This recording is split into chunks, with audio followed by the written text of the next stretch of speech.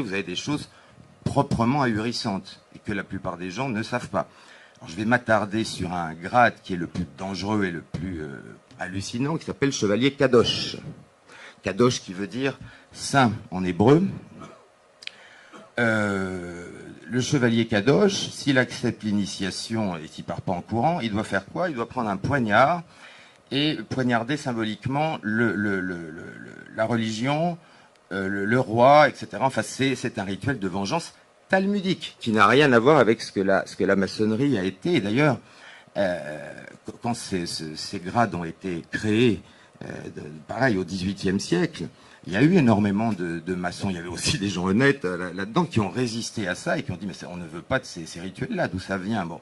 Et par exemple, le rite écossais rectifié, qui n'était pas du tout antichrétien, a condamné l'usage de ces grades. Malheureusement, aujourd'hui, c'est le grade le plus important, c'est la structure des hauts grades maçonniques. Et bon, le symbolisme, voilà, bon courage. Et vous allez voir que tout ça se tient. Pourquoi vous avez des grades comme ça?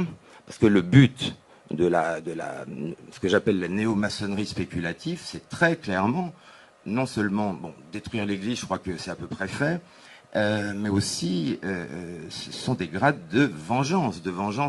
On parle de sang, on parle de meurtre, enfin ce sont des choses qui n'existaient pas du tout dans la maçonnerie opérative. Dans la maçonnerie opérative des Compagnons du Tour de France, vous prêtiez serment de fidélité à votre pays, au roi et à Dieu. Voilà.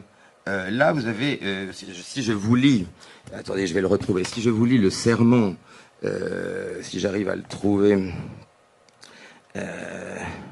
le serment qu'on vous demande, en gros, si vous n'êtes pas fidèle, on vous, je le trouve pas là, mais c'est pas grave, on vous coupe en deux, on vous arrache la langue, on vous brûle les boyaux, tout ce que vous voulez, les intestins, on vous jette dans la mer pour que plus une seule personne ne se souvienne même de l'existence de votre nom. Enfin, vous voyez, c'est sympathique. Bon, et ça, c'est la maçonnerie spéculative, celle qui est née, comme je vous l'ai dit, entre 1710